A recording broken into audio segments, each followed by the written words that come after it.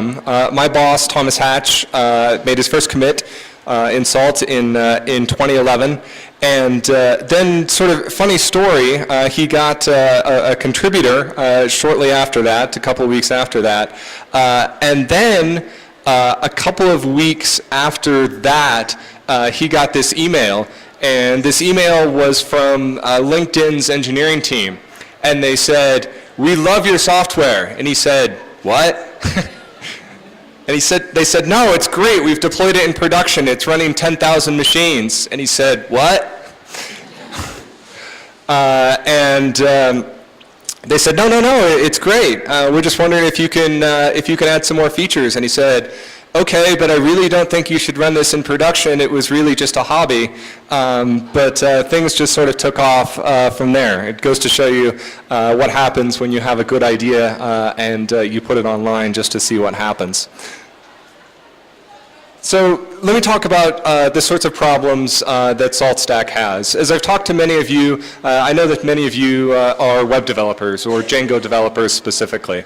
I was a Django developer once, many years ago, and if you're like me, the one thing that is really irritating about doing web development is setting up servers, right? I don't know how many of you are responsible for that piece, but very often the way that it goes is you get, somebody assigns you the job of making a website. So you go and you make the website, but then you have to create a server for the website to run on, right? Which may mean that you need to spin up a new server in the cloud. Maybe it's a Red Hat server, maybe it's an Ubuntu server, maybe it's a Windows server, maybe you have to install Apache on it. Then you have to make sure that Django itself is installed and make sure that Python is installed. You have to make sure that perhaps Postgres is installed, and maybe for various reasons Postgres is on a different machine than the machine that your web server is on, and you have to manage all of these configuration files, and it's a complete pain, right? Like anybody who has done this knows that it's a complete pain. And the worst part about this pain is that the next time you get a contract to do a website, you have to do it all over again. You have to sort of start from scratch. And so this is one of the problems that we set out to solve, because as we were managing systems, and as you can see by the gray in my beard and the grouchy expression I have a lot of the time, I used to manage a lot of systems. And one of the ways that we used to manage systems, especially back in the late 90s, was essentially by hand, right? If something broke, if a web server stopped running, well, what did we do? Well, you know, either we walked over to the server, or if we were very lucky, we telnetted or SSH to the server and typed some commands and restarted it. And this worked really well when we had 1 or 2 servers, but then after we had 500 servers, I never slept, and it was terrible. So we wanted to find a solution to that problem. So Salt is the solution that we came up with. So Salt has sort of 2 main spheres of influence. It's a very, very broad ecosystem. I can talk about it for days. Ronald told me specifically not to talk more than 30 minutes, so I'm going to stick to it. But Salt does effectively 2 main things. The first thing it does is something called remote execution. What is remote execution? It's the idea that from a single centralized servers, we can send a command to do something to 1 or 10 or 100 or 1,000 servers all at once. So instead of going out and connecting to each one of those servers by hand, or perhaps writing a bash script or whatever it is, we can have a single centralized place that we can do that, and we can do it very quickly, which is really great. The second major sphere that Salt covers is an area of systems management called configuration management, which speaks more to the problem set that I described in my story, which is to say that if you're, again, let's say a Django developer, instead of doing all of these procedural things by hand every time you want to write or every time you want to stand up a new web server, wouldn't it be better is if you could write a description of how you want that web server to look at any given point in time, right? You want to describe that web server as having Apache installed. You want that description to include Postgres to be installed and to run. and you want to describe that server as having Python.2.7.12 installed and, you know, not 3.4, right? Hypothetically, right? So you want to be able to describe a server, you want to be able to write that description once, and every time you have that set of problems, whether it's a new server or what have you, you can apply that configuration to it. So that's what we set out to do. So as I mentioned, when we talk about remote execution, right? Your options right now are things like, you know, SSH or maybe bash loops or what have you. But Salt makes all of that stuff really, really easy, and I'll show you that stuff in a minute. So you could write a script like this mentions, and that's really how a lot of people are solving this problem.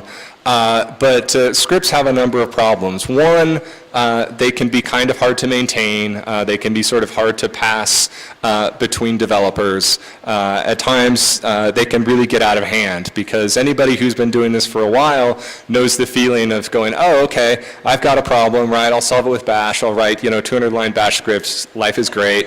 And then a week later, they have another problem, and they're like, oh, no problem. I'll write 50 more lines of bash. And then a year later, they have 5,000 lines of bash, and like now they have 5,000 problems. And so that stuff doesn't really scale. And so Salt is a way that, I'm just going to skip through here, to solve those types of problems. So now I want to talk about the major components of Salt so that if you choose to use a system like ours, one of the issues that people face is that Salt is so vast and so powerful that the documentation and the learning curve can be a little bit intimidating. None of it is complex, it's just like reading a really long book. It's just intimidating to start. So the first thing that we have, and I should mention that Salt is all Python, and any component here that I describe is entirely modularized so that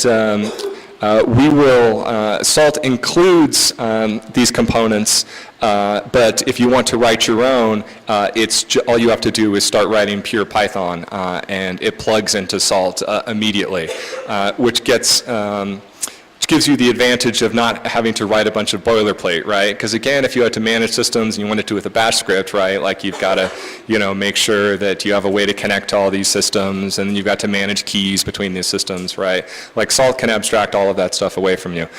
So execution modules are sort of like simple verbs, right? They say things like, hey, tell me how much disk usage is on this particular machine, or hey, go out to this particular machine and start Apache, or go to this particular machine and stop Apache. Now, one of the nice things about execution modules and the Salt approach of abstraction is that the process for example, checking how much disk space you have left is different on, let's say, Windows and OS X and FreeBSD and so on and so forth, right? With Salt, you can go and you can speak to all of those different types of machines with a single command. Salt will abstract all that away. It knows that on Linux that command is df.kh, and it knows what that command is on Windows, and it figures all of that stuff behind the scenes, and it just returns back to you the data that you're interested in, which is disk usage. Right. So the second major component aligns with the notion of configuration management that I spoke about earlier, and we call those states. For us, a state describes the intended state of a system, right? Make sure this package is installed, make sure this service is running, so on and so forth. Now, as you can see up here at the top, instead of writing what could potentially be a complicated procedural language, we encourage people, or we allow people to write states simply as data. Right? So what do I mean by that? I mean that when you describe a system as saying, okay, I want Apache to be running, the language that you use for that description is, in our case, YAML, all right? Just a regular world markup language. All Salt cares about is that you have serialized Python data flowing into it. But you can see here at the top an example of that, right? On the top line it says Redis-server, right? So in our nomenclature, that's the name of the state or the thing that you want to enforce. The second line says package.installed, right? In the Salt ecosystem, we ship with a bunch of different states. One of them is the package state. And again, that's all just pure Python. The package state is literally a Python module that ships with Salt, and installed is a function inside that module. So as we'll see in a bit, you can actually just pop that open and just start reading pure Python and see what it does. Or if you have a specialized need and you want to write your own function, you can write your own states. So to continue, this is the Redis server state. It's going to declare that a package is installed, and the name of that package will be Redis-server. It will also, in the second to last line there, say that there should be a service, all right, associated with this state, and that the service for Redis-server should be running, right? So taken all together, in just, let's see, 5 lines of YAML, you're able to tell 1 or a dozen or 1,000 machines, okay, every time I run this state, make sure that the Redis server is installed and make sure that the service is running. Well, what's super about this is that you only have to write this once, right? And the next time you have this problem of having to stand up a new server with whatever it is, right, Apache and so on and so forth, you can just go out and apply this state. It takes you 10 seconds and you're done, right? Life is good. Okay. So we have this concept of a master, which is the machine that controls the machines that you want to manage, and those machines are called minions, right? You don't necessarily have to have a centralized machine that goes out and controls minions. If you want to use Salt in just a standalone mode, so that you install Salt and then you run your states and that's it, you don't want any sort of remote execution relationship, you can do that as well. This just notes here that, and you'll see this as you read the documentation, we have a concept called grains. For us, a grain indicates a fact about one of those machines. Now, the reason that grains are important is if you go back here, you see this says salt star state.sls, right, which says, okay, run a state called Redis.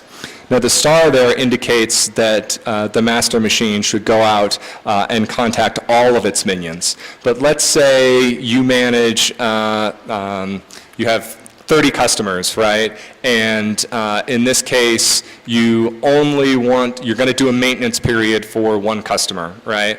And you know that customer, or let's say, for example, let's have a better example. Let's say that a security update for Django came out, and so you want to apply that security update to all your Django customers.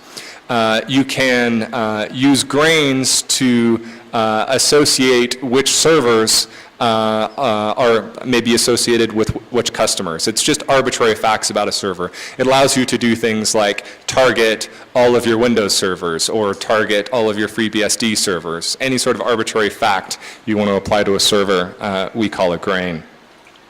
Pillars are things that they're pieces of data which are stored on the master, which are intended to be secretive.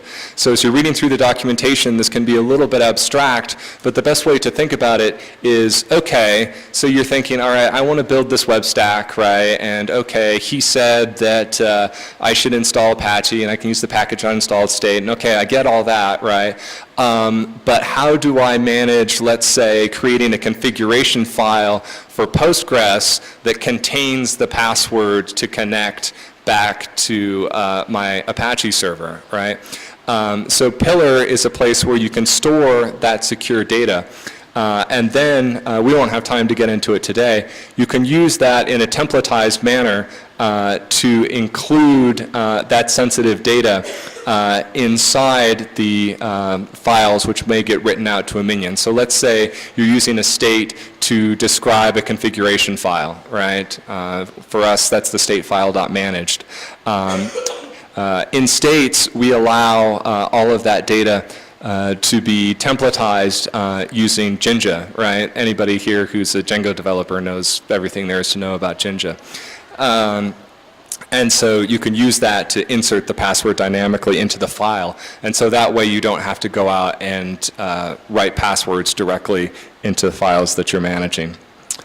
Mine, I'm going to skip that. I'm going to skip that because I want to mention that that all of these can be customized so that if you want to do something specific to a particular server, you can. Now, if I can sort of bend down here, instead of slides, I vastly prefer to just use data if I can. Let's see if I can figure out where that is. Ah, there it is. Okay. If you'll permit me just to come around here so that I can see. Okay. Everybody see that okay? So let's look at what this might look like. So let's say we want to write a state to install Apache for starters, right? Whoops.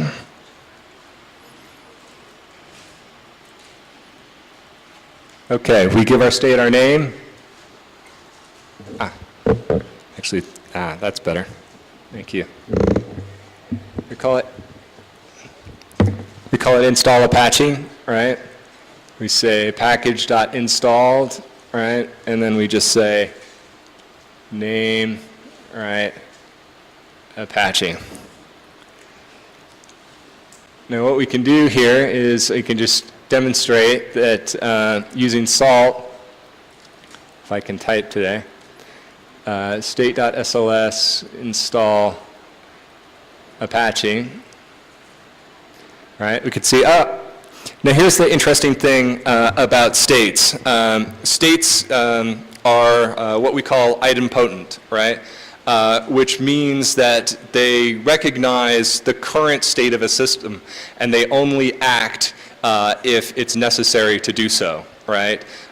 Which means that when we tell Salt, okay, go out and install Apache, Salt isn't going to perform any action unless it needs to, right? We can run this again and again and again, right? Now, if, let's modify this as such so that we say something like package.removed. Okay. As state.sls. It's still called install Apache, which is a little bit simple. And it couldn't do that because there are other things depending on it, so bad example there. But the point being that Salt only acts if it needs to act, which is very, very nice because what that does is that also allows you to, say, run Salt on a schedule, right? Or run Salt centrally. And that makes things really easy because let's say, for example, your client calls and says, hey, my website isn't working, like something changed on the server, right? So you're like, oh, that's terrible. And you have to, go to the server and start poking around and figure out what's wrong, and, that's really lousy. If you are using Salt states, all you have to do is go to that server and say, hey, restore this to the way I want it to be. Salt will go out, look, figure out what's not the way that you want it to be, and return it to the configuration that you've previously declared. That's somewhat complex to do in something like Bash or rolling your own shell script or all of that stuff. So I'm just about out of time. I can certainly talk about Salt for many days, but I should mention too that Salt has the capability with all of this to actually go out and do the server provisioning for you. So if you have your servers on AWS or Rackspace or some cloud provider or whatever it is, you can get to the point where you say, oh, I've got a new customer. Okay, Salt, here's the new customer. And Salt will go out, it will create the server for you on whatever provider it needs to be located on, do all the installation, and all you have to do is go have a cup of coffee.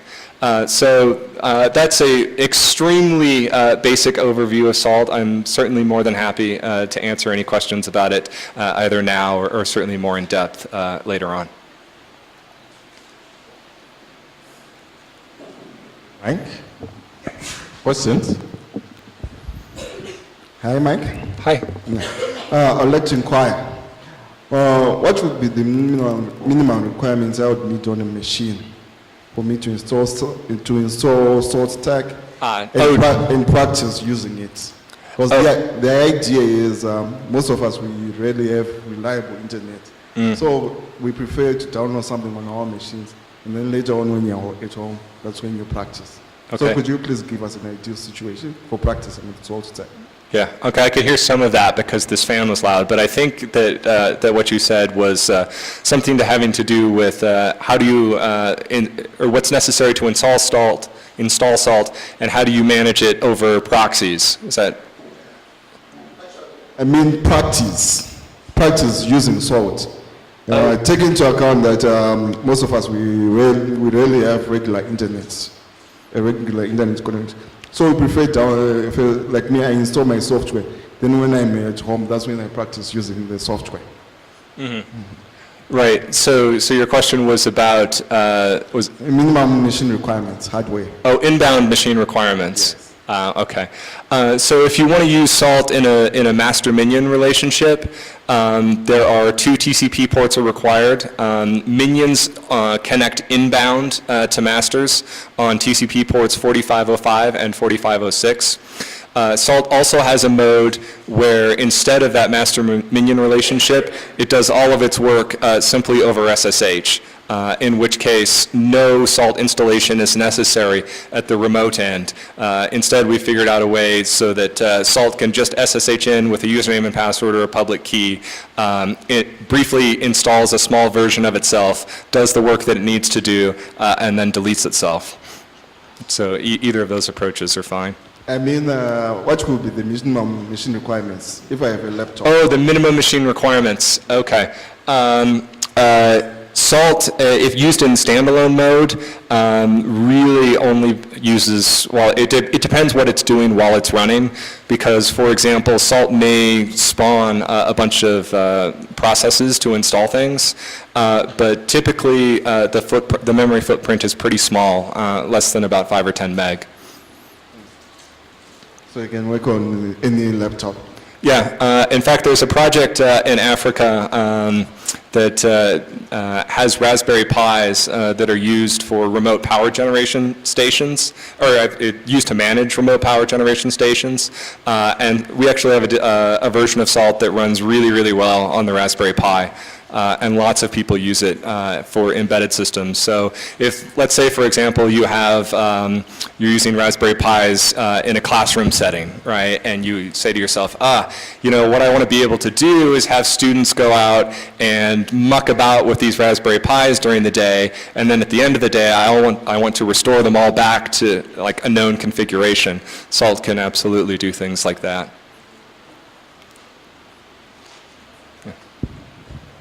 Okay. While I'm playing around with SALT, I wanted to know if I wanted to test installation on remote machines, can I do a simulation where I use virtual machines instead of actually setting up 5 machines? Because I might not have the 5 machines to experiment with. I just have my laptop.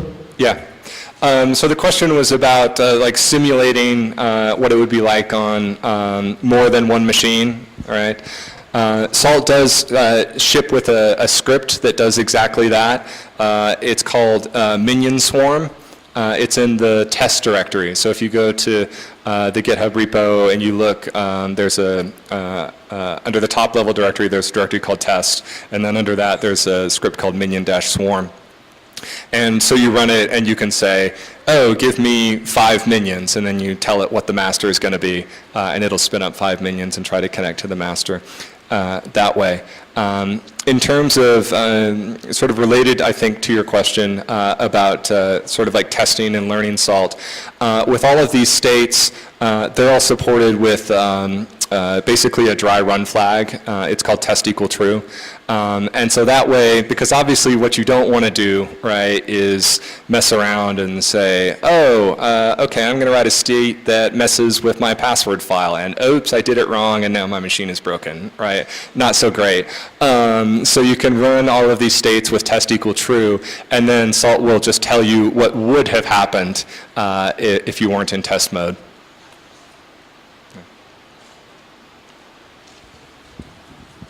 I just wanted to ask, can you play around with it on platform as a service like Python anyway? Sorry? Can you play around with Salt on platform as a service like Python anyway?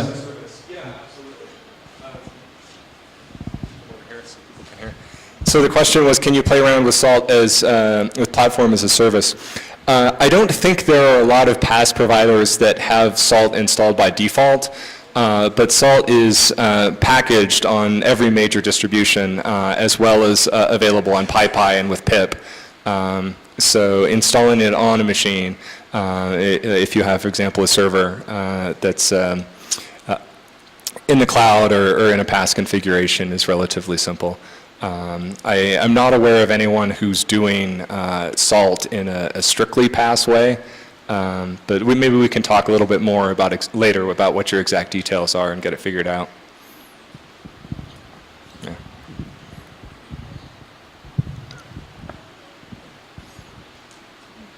All right, I think that's it. So thank you very much for your time. I appreciate it.